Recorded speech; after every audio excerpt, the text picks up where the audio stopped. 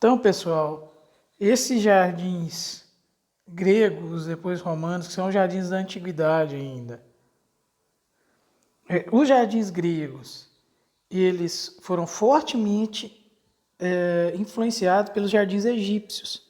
Por quê? Jardins de quintais e tudo mais. Apresentavam diferenças notáveis em razão da topografia acidentada. Então, os jardins egípcios eram planos, os gregos já não tinham essa características. Se bem que dentro dos jardins dentro de casa eram muito parecidos. Eles possuíam características próximas às naturais, fugindo da simetria dos egípcios. Desenvolviam em recinto fechado, eram cultivadas plantas úteis, maçã, pera, figo, romã, uva, etc. Então aqui já existiam pergolados, por exemplo, para plantio de uvas e tudo mais. Introdução de colunas, pórticos que faziam a transição harmônica do interior para o exterior, então tinha uma portas grandes, colunas, e era o prolongamento de partes da casa. Em geral, as casas gregas elas eram casarões com jardins internos, então a casa ela fazia todo o contorno e muitas vezes o jardim era interno, né?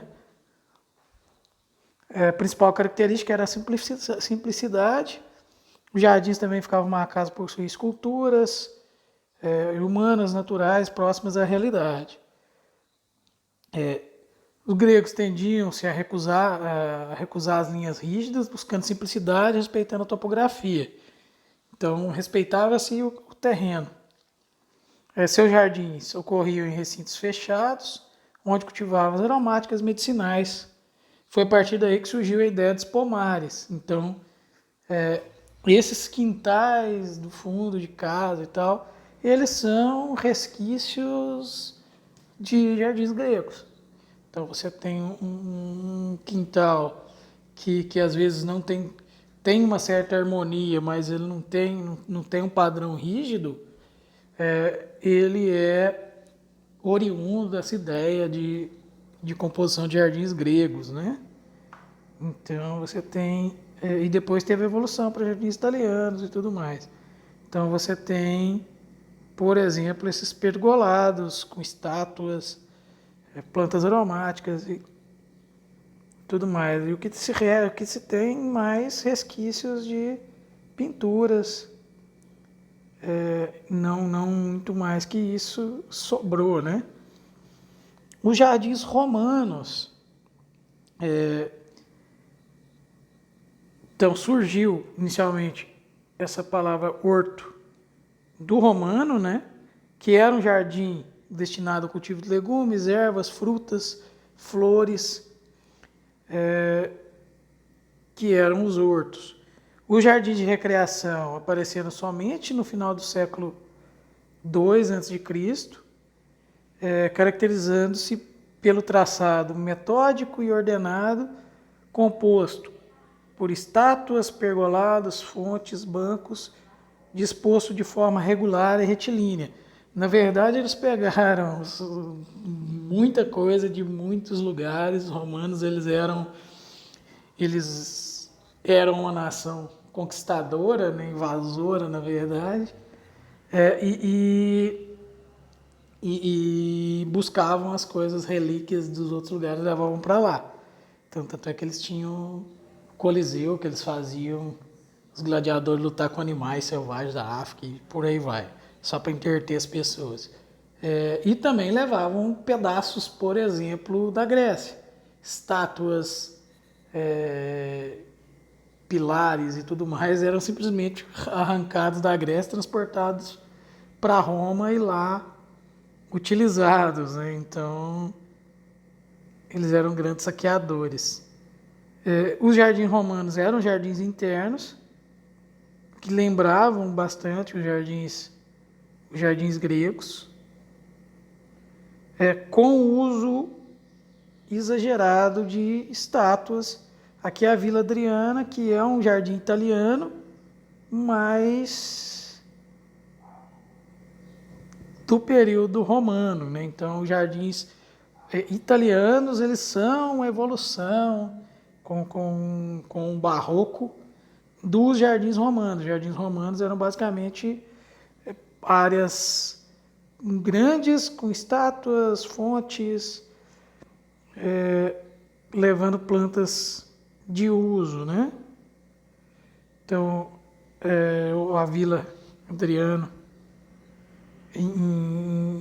na Itália. Então, e os jardins romanos, ele é um pré-jardim italiano. É basicamente o princípio com a introdução de muitas coisas trazidas roubadas, né, da Grécia. E aí a gente entra nos jardins medievais e depois os jardins renascentistas e modernos. Os jardins medievais, na época medieval, na verdade os jardins praticamente sumiram, né?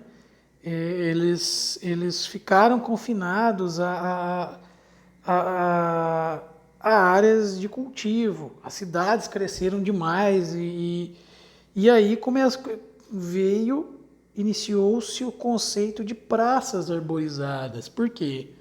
Porque as casas já não eram muito grandes, os espaços nos centros urbanos já não eram muito grandes para se fazer jardins. Jardins a estilo romano, né? Jardins grandes áreas de contemplação. E aí as praças se tornaram importantes espaços nas cidades. Muitas vezes elas começaram simplesmente como uma área comercial e aí sim, posteriormente foram arborizadas. E esse conceito veio até início da nossa colonização. Tem tipo, em Diamantina, Minas, tem uma praça central lá, uma área central que é chamada de Mercado Velho, que é uma praça quase nada arborizada, porque na verdade aquilo era onde o pessoal chegava com as tropas, com as mulas, trocavam mercadorias ali e ia embora. Então ficou algo, a construção antiga, bonita e tal, mas não é uma praça bela. E como é patrimônio histórico, ficou daquele jeito, né? Não se muda. Existiam alguns jardins e algumas casas medievais, mas a grande maioria ficaram reclusas às praças de grandes cidades medievais e as construções grandes e com pouco espaço fora construções, né? Os jardins mesmo em castelos e conventos e instituições religiosas. Mas o que mais caracteriza o período medieval é o surgimento das praças. Então essas praças surgiram para suprir a necessidade da população, das pessoas desses jardins, né? Agora, pessoal, a gente vai entrar no período renascentista. Então, o período renascentista, ele é caracterizado pelo estilo inglês e pelo estilo barroco, que é o francês e o italiano. O italiano, depois a gente vai falar, mas o italiano ele se caracteriza pela grande presença de estátuas e até um exagero, né? Uma das características básicas do período barroco é esse exagero. Se vocês procurarem, por exemplo, igrejas barrocas em Minas, elas são exageradas, elas têm um excesso de detalhes. Então tem um detalhe do detalhe do detalhe e é algo bonito, mas ao mesmo tempo dá medo. Por exemplo, as igrejas barrocas mineiras, você entra nelas, por característica elas são escuras.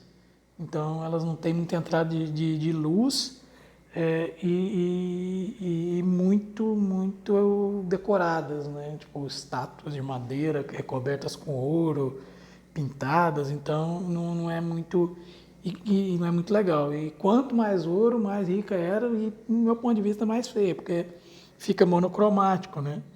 É algo que não é muito legal. Bom, dessas igrejas,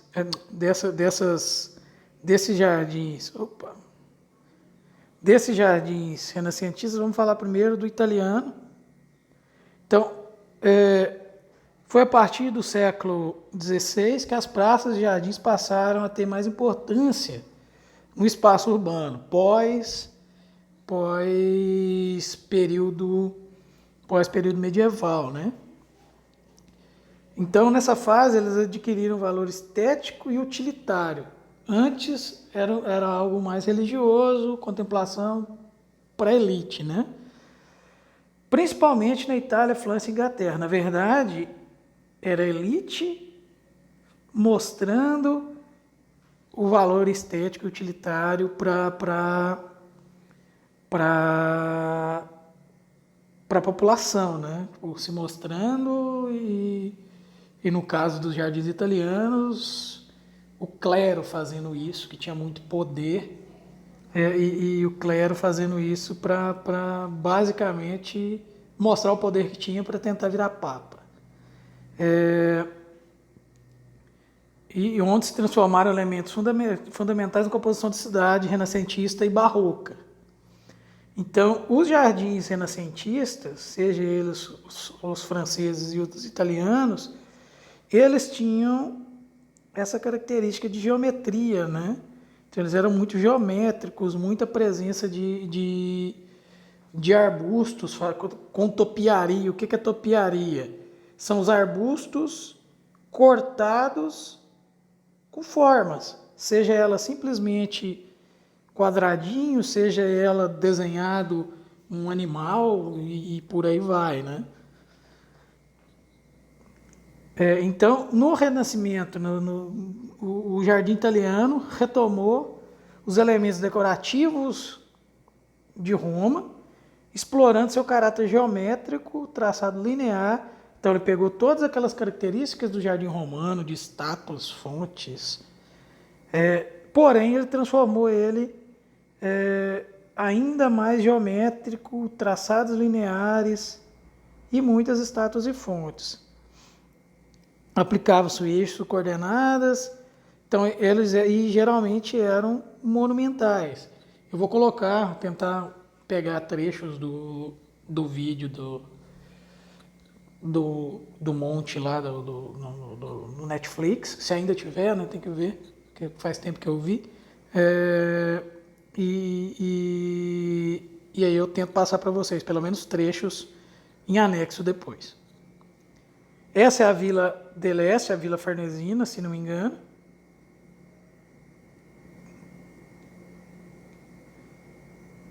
Pátio Belvedere Vaticano, Vila Bolognese, então vou voltar aqui. Aqui são fontes, uma parede de fontes com estátuas jorrando água e tudo mais.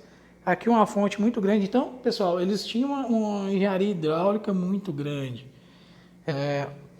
Se não me engano, os franceses também tinham. E na França eles tinham problema com água nos jardins de Versalhes, eu acho. Então, basicamente, a água era bombeada para onde o rei estava passando. E aí parava de jorrar nos outros pontos devido à falta de água. Não lembro se era nesse jardim. Jardins do Vaticano. Vila Bolognese, também em Roma. Tudo em torno de Roma, né? No século XVII, os jardins barrocos conduzem à exuberância dos jardins, com grandiosidade, complexidade, uma rígida distribuição marcada por perspectivas sem fim, a ideia do domínio do homem sobre a natureza. Então eram jardins estilo franceses, né? Que eram jardins que eram enormes, eram jardins sem fim, praticamente. E lembrando que muitas vezes esses jardins no entorno desses canteiros eram plantados floríferas. Isso não foi colocado em nenhum projeto, mas estudos, tanto o italiano quanto o francês, mostram que tinham espécies dentro ali, não era simplesmente um quadrado, né?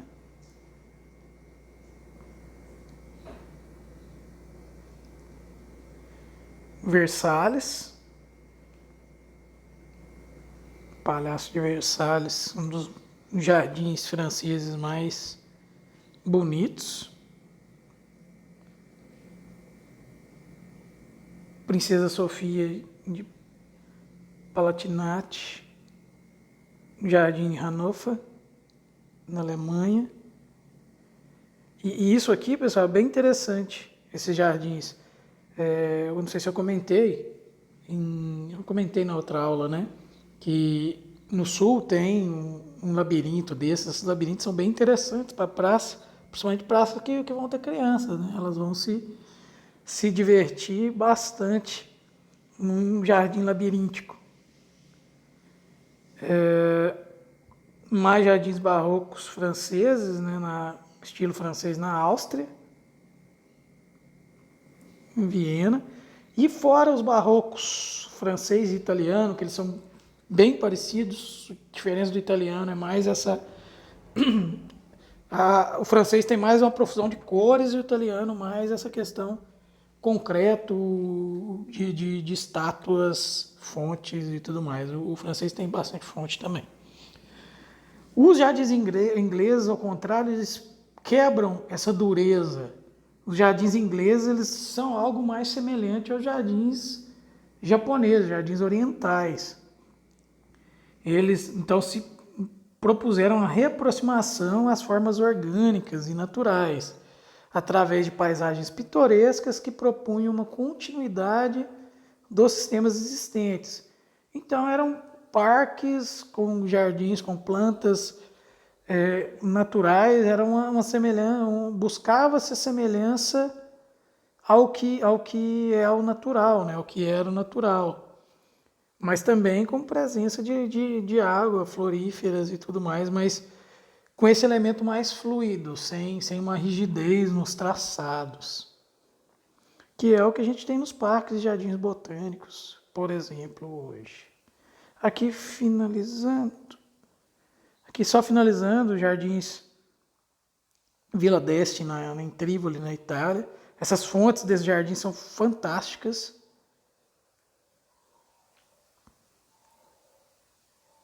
No Brasil, Jardim Botânico de Curitiba tem um jardim estilo francês bem interessante, em frente à casa de vegetação. Eles têm uma casa de vegetação com plantas de floresta tropical.